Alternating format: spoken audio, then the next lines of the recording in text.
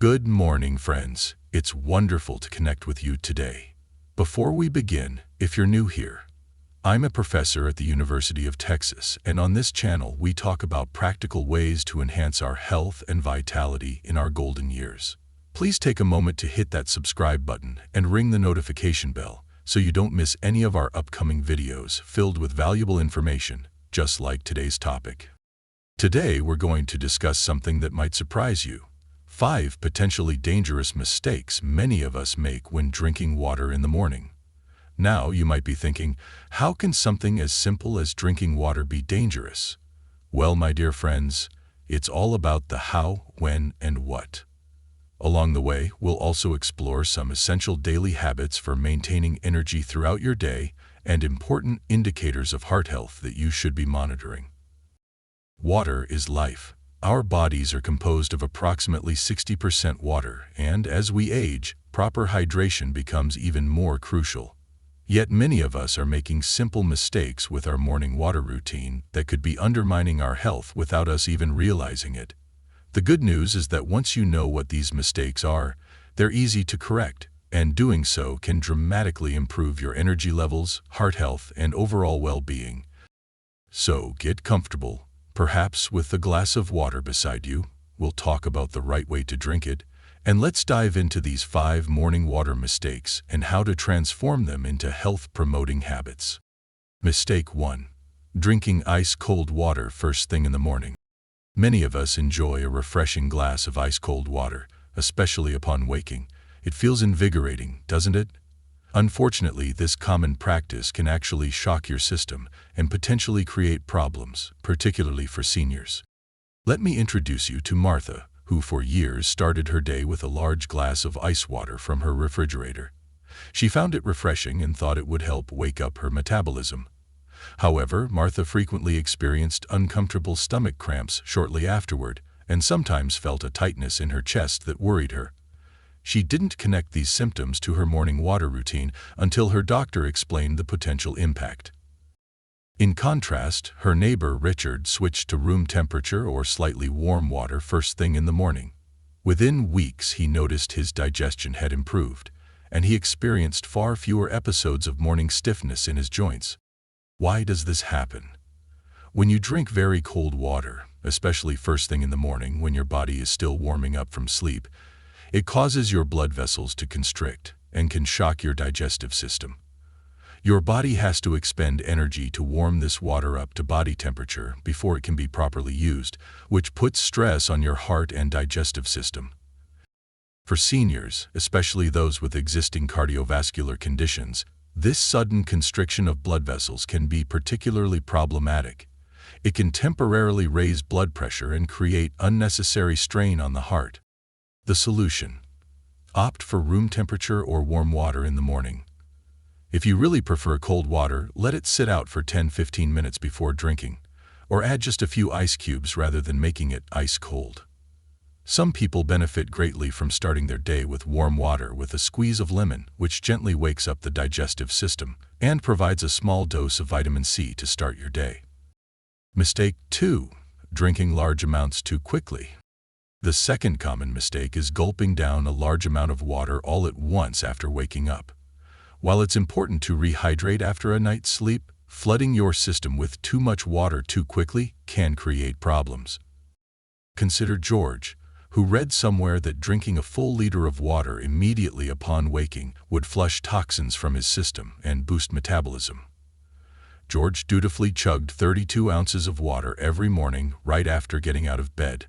Soon he found himself racing to the bathroom multiple times during his morning routine, feeling uncomfortably bloated and sometimes experiencing lightheadedness when standing up quickly. Compare this to his sister Ellen, who keeps a 24-ounce water bottle by her bed and sips it gradually over the first hour after waking. She gets the same amount of hydration but distributes it in a way that her body can better absorb and utilize the water. For seniors, drinking too much water too quickly can lead to electrolyte imbalances, increased urinary urgency and frequency, already a concern for many seniors, potential falls due to rushing to the bathroom, uncomfortable bloating and nausea. In extreme cases, a dangerous condition called hyponatremia, where sodium levels in your blood become diluted.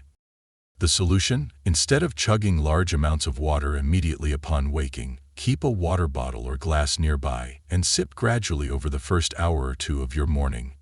Aim for 8–16 ounces within the first hour, but give your body time to absorb it properly. For those with heart or kidney conditions, speak with your doctor about the appropriate amount and timing of your morning fluid intake. Mistake 3. Drinking water with medications without checking interactions. This third mistake is particularly important for seniors who may be taking multiple medications. Many of us don't realize that the timing and amount of water we drink with our medications can significantly impact their effectiveness. Take Robert, for example. He takes blood pressure medication every morning, followed immediately by his diuretic. He used to wash them down with just a small sip of water, wanting to get the task over with quickly. Over time, he noticed his medication seemed less effective, with his blood pressure readings becoming more erratic. His friend Susan, on the other hand, learned from her pharmacist exactly how much water to take with each of her medications and which ones needed to be taken on an empty stomach versus with food. She uses a full 8-ounce glass of water for most pills and spaces certain medications apart as recommended. Her health markers remain much more stable, and she experiences fewer side effects from her medications. The issues with improper water intake with medications include: insufficient water can prevent pills from properly dissolving. Some medications can cause dehydration and need extra water intake. Certain medications should not be taken with mineral water, tap water with high mineral content, or water with additives. Taking diuretics without proper hydration planning can lead to dehydration. The solution: review all your medications with your doctor or pharmacist specifically regarding how much water should be consumed with each medication. Whether tap, filtered, or bottled water makes a difference. The timing between water consumption and taking your medication. Which medications might affect your hydration needs throughout the day. Create a clear chart or use a medication app that includes not just when to take your pills, but how much water to have with them. This small change can significantly improve medication effectiveness and reduce side effects. Mistake 4. Assuming any liquid counts as hydration. Many seniors make the mistake of thinking that any beverage counts equally toward their daily hydration goals. Unfortunately, starting your day with certain drinks can actually leave you more dehydrated. Consider James, who prided himself on drinking plenty of fluids throughout the day. His morning routine included 2 cups of strong black coffee first thing, followed by a glass of orange juice with his breakfast. By mid-morning, despite all these liquids, he often felt headachy and tired. During his annual checkup, his doctor noticed mild dehydration, despite James's insistence that he drank plenty of fluids. In contrast, his wife Patricia starts each day with a full glass of plain water before her morning coffee. She adds a second glass of water with breakfast, alongside a small cup of coffee. Throughout the day, she primarily drinks water, herbal tea, and occasionally milk with meals. At 78, Patricia's energy levels remain remarkably consistent throughout the day, and her doctor regularly comments on her excellent hydration status. Here's why this matters. Beverages containing caffeine, coffee, black tea, some sodas, have a diuretic effect, meaning they can increase water loss.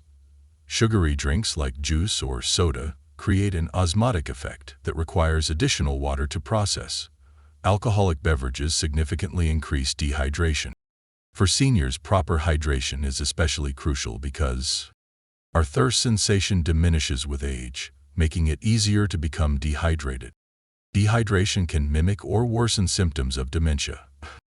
Kidney function often decreases with age, making water balance more precarious. Dehydration is a leading cause of UTIs and constipation in seniors. Even mild dehydration can affect balance and cognitive function, increasing fall risk. The solution? Start your day with actual water before any other beverages. If you enjoy morning coffee or tea, follow the 1-for-1 rule. For every cup of caffeinated beverage, drink an equal amount of water. Consider keeping a dedicated morning water bottle that you aim to finish before noon. Treat juices and other flavored beverages as occasional treats rather than hydration sources. Mistake 5. Not adjusting water temperature and intake for medications and health conditions. The fifth mistake many seniors make is using a one-size-fits-all approach to morning hydration without considering their specific health conditions or medication. Let me tell you about Harold, who has congestive heart failure. For years, he followed general advice to drink a large amount of water throughout the day. However, his condition means his heart has difficulty managing large fluid volumes. After experiencing increased swelling in his ankles and shortness of breath, his cardiologist worked with him to create a carefully calibrated hydration schedule that provides enough water without overwhelming his heart's pumping ability. Similarly, Doris has GERD, gastroesophageal reflux disease, and found that drinking even room temperature water on an empty stomach first thing in the morning would trigger uncomfortable acid reflux. Her gastroenterologist suggested she take small sips of slightly alkaline water and wait until after a small breakfast to drink larger amounts. This simple change dramatically reduced her morning discomfort. Many health conditions common in seniors require thoughtful approaches to hydration. Heart failure may require fluid restriction or careful monitoring. Kidney disease often comes with specific fluid intake recommendations. Blood pressure medications may affect hydration needs. Bladder conditions might necessitate adjusting the timing of fluid intake. Swallowing difficulties might require water of specific temperatures or consistencies. The solution: work with your healthcare providers to create a personalized morning hydration plan that takes into account your specific health conditions. Medication regimen, kidney function, heart function, mobility issues, especially if bathroom urgency is a concern. Don't simply follow general hydration advice without considering your individual circumstances. For many seniors, the quality, timing, and amount of morning water intake needs to be personalized. Essential daily habits for energy throughout the day. Now that we've discussed the morning water mistakes to avoid, let's talk about how to build on proper hydration with other essential daily habits for maintaining energy throughout your day. 1. Balanced breakfast within an hour of waking. Compare Dorothy, who often skips breakfast because she doesn't feel hungry in the morning, to her sister Mildred, who eats a small protein-rich breakfast within an hour of waking. By mid-morning, Dorothy often feels shaky and has trouble concentrating, while Mildred maintains steady energy until lunchtime. A breakfast with protein, healthy fat, and complex carbohydrates stabilizes blood sugar and provides sustained energy. 2. Strategic movement throughout the day. Think of Harold, who saves all his physical activity for one afternoon walk, versus Alice, who incorporates brief movement breaks throughout her day, stretching when she wakes up, a short mid-morning walk, standing and moving during phone calls, and gentle evening stretches. Alice reports much more consistent energy and better sleep than Harold, despite both getting roughly the same amount of total movement. For seniors, breaking up periods of sitting with even 2 to 3 minutes of movement every hour can significantly impact energy levels. 3. Consistent sleep and wake times. Consider cousins Frank and Joseph. Frank maintains the same bedtime and wake time every day, while Joseph stays up late some nights watching TV and then sleeps in to compensate. Despite getting the same number of hours of sleep on average, Frank experiences much better daytime alertness and fewer energy dips. Our bodies thrive on consistent circadian rhythms, which regulate everything from hormone release to body temperature. 4. Proper midday hydration reassessment. Margaret and her friend Betty both start their day with proper hydration, but Margaret makes a point of checking in with her hydration needs again around 2 p.m., a time when many people experience an energy dip. She keeps a water bottle visible on her coffee table as a reminder. Betty, meanwhile, often forgets about hydration after her morning routine. Researchers have found that even mild afternoon dehydration can be misinterpreted as fatigue or hunger. 5. Mindful breathing breaks. William incorporated 3 2-minute breathing breaks into his day, simply taking slow, deliberate breaths while focusing on the sensation of air entering and leaving his body. His neighbor Thomas considered such practices a waste of time. Despite similar health conditions, William reports feeling more energetic and less anxious throughout his day. Brief breathing practices increase oxygen flow and activate the parasympathetic nervous system, which helps conserve energy. Important indicators of heart health to monitor. Since we've discussed how proper hydration impacts heart health, let's explore some key indicators that can help you assess and maintain your cardiovascular well-being. 1. Resting heart rate. Elizabeth monitors her resting heart rate each morning before getting out of bed using a simple finger pulse monitor.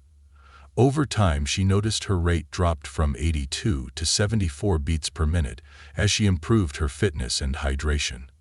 Her brother James, who doesn't track this metric, missed early signs of a developing heart condition that could have been spotted through changes in his resting heart rate.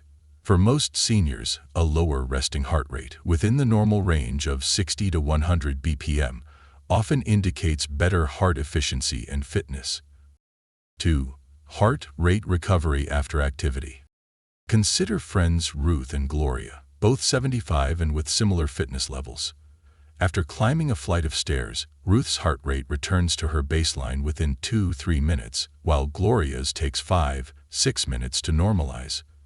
This slower recovery time was one of the first indications that Gloria needed to discuss her heart health with her doctor.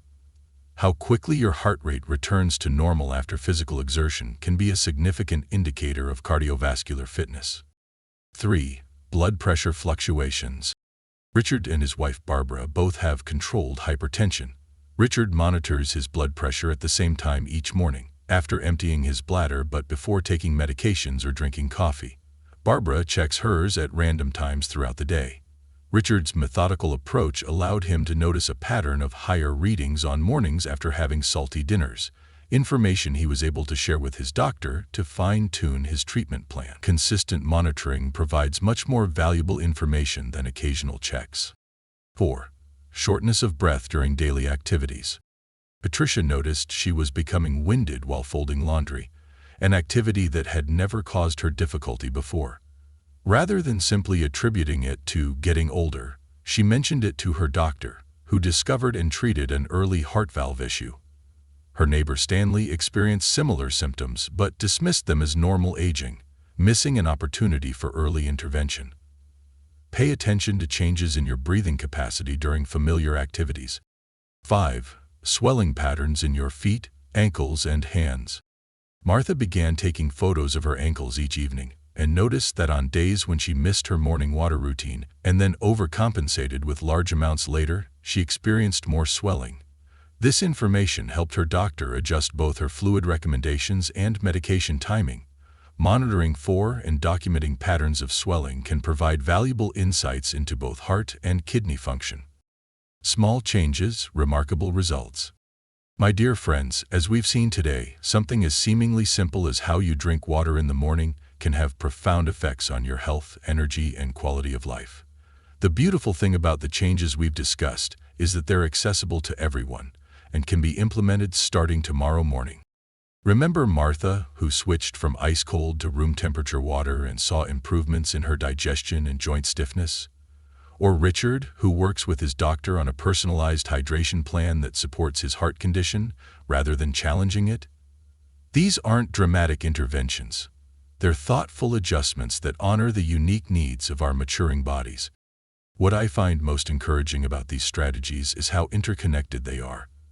When you correct these morning water mistakes, you're not just improving hydration, you're potentially enhancing medication effectiveness, supporting heart health, stabilizing energy levels, improving cognitive function, and even reducing fall risk by preventing urgency and lightheadedness.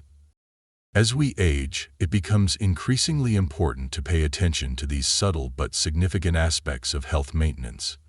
It's not about dramatic interventions or complex medical procedures. It's about thoughtful daily practices that support our body's changing needs. I want you to know that it's never too late to make these improvements. Whether you're 65, 75, 85, or beyond, your body responds to positive changes. The human body is remarkably resilient and adaptive at any age. Here's what I encourage you to do starting tomorrow morning. 1. Review your current morning water routine in light of what we've discussed today. 2. Make one change this week, perhaps adjusting the temperature of your water or spreading out your consumption more gradually. 3. Pay attention to how this change makes you feel. 4. If you're taking medications, speak with your pharmacist about optimal water intake for each. 5. Consider creating a simple heart health monitoring routine using the indicators we discussed. I would love to hear about your experiences. Has your morning water routine been serving you well, or will you be making changes based on today's discussion? What differences do you notice when you adjust your hydration practices? Please share in the comments below. Your insights might be exactly what another viewer needs to hear. If you found this information valuable, please give this video a thumbs up, share it with a friend who might benefit, and subscribe to our channel for more practical health wisdom for our golden years. Remember to hit that notification bell so you don't miss our next video on simple kitchen ingredients that can help maintain healthy blood pressure. Thank you for spending this time with me today. Remember, these years can truly be golden when we make informed, thoughtful choices about even the simplest aspects of our daily routine. I look forward to connecting with you again in our next video. Until then, be well, stay hydrated the right way, and embrace each day as the gift that it is.